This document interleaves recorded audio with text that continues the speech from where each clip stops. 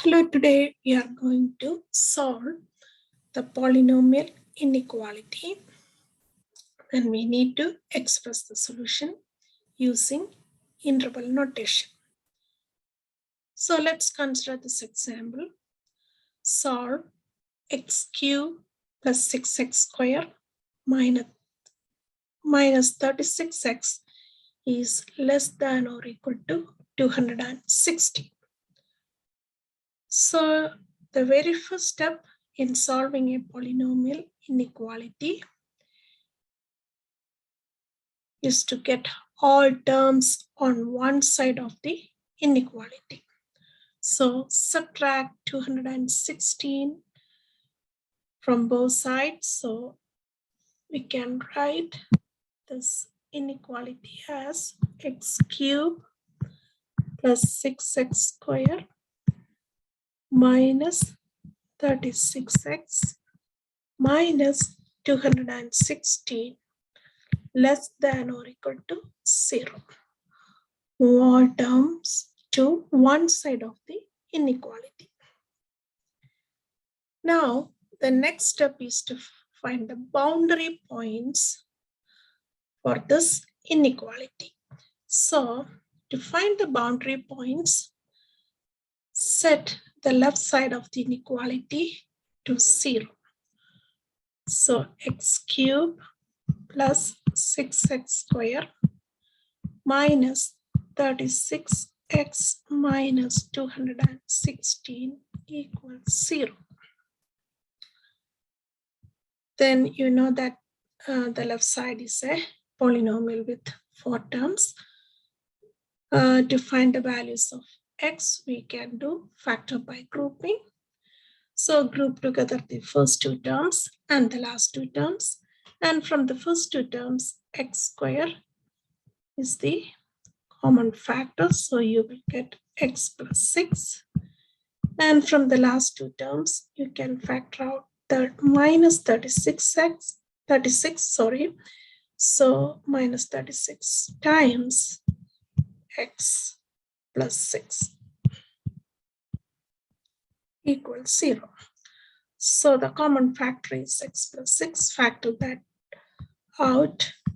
Then the remaining factor is x squared minus 36. So you can also factor this, or to find the values of x for this factor, you can use the square root property. So set each factor to 0. So in the next step, so x plus 6 equals 0. So x equals negative 6. And our next factor is x squared minus 36. So to find the value of x, either you can use the square root property or you can use the factoring. So you know that this is like difference of squares. So you can factor this again as x plus 6 times x minus 6. So set each factor to 0. So x equals negative 6 and x equals positive 6. So the values of x are negative 6, and this is same as the first value. So we need to write only once, negative 6, and then positive 6. These are called the boundary points.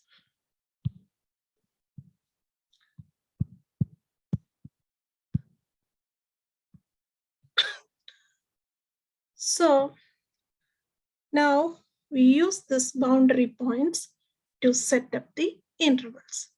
So I'm going to plot this on the number line. So negative 6, 6. And you can see that these two boundary points divide the number line into 3 intervals.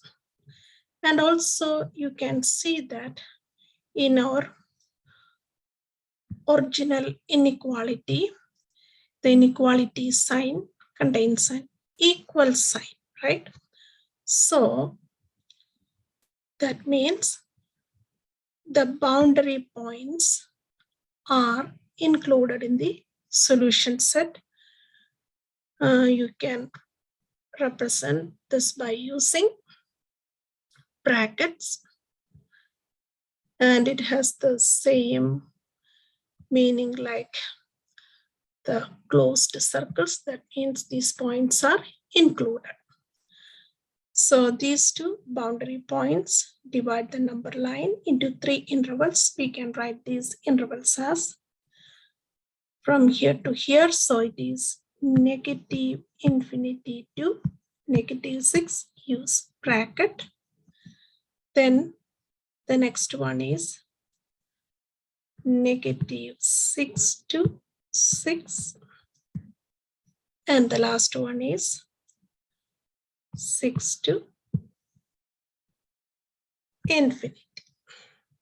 Okay, so we got 3 intervals. So I am going to write those intervals in the next page.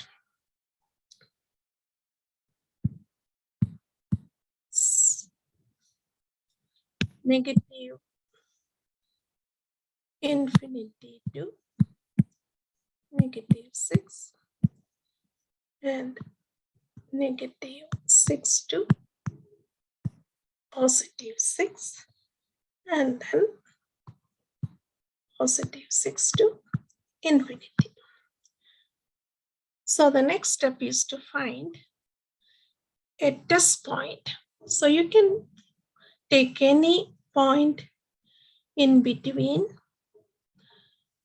these 2 points. So let's say we can take negative 7 as the test point. And from this, for convenience, we can choose 0. And from 6 to infinity, we can choose 7. And our original inequality is x cubed plus 6x squared minus 36x minus 216 less than or equal to 0. That is our original inequality. And substitute this test point in the inequality and see whether you will get a positive or a negative number. So we can see that this inequality is less than or equal to 0. So if you get a positive number, it doesn't satisfy the inequality. If you get a negative number, it satisfies the inequality, right? So let's substitute negative 7 cubed plus 6 times negative 7 square minus 36 times negative 7 minus 260. So negative 7, the whole quantity cubed is negative 343 plus 6 times negative 7, the whole quantity is squared. Negative 7, the whole quantity squared is 49. 6 times 49 is 294. Then negative 36 times negative 7 is 252 minus 216. So when you add them together, you will get negative 30. So we got a negative number. So you can see that it satisfies the inequality because our inequality is less than or equal to 0. So you can say any point in the interval will satisfy the inequality. And when you substitute 0, you will get a negative number again. So here we got the negative number, and here also you will get a negative number. So it will also satisfy the inequality. So likewise, we can also substitute this point instead of x in the original inequality, and you can see that you will get a positive number. That means it doesn't satisfy the inequality. And we know that the original inequality contains an equal sign. So the boundary points are already included in the solution set. So the two intervals that will satisfy this inequality is negative infinity to negative 6. We can use the union symbol, union, negative 6 to positive 6. And you can see that this negative 6, that this boundary point is included in both the intervals. You can rewrite this solution set as negative infinity to 6. So this is the final answer.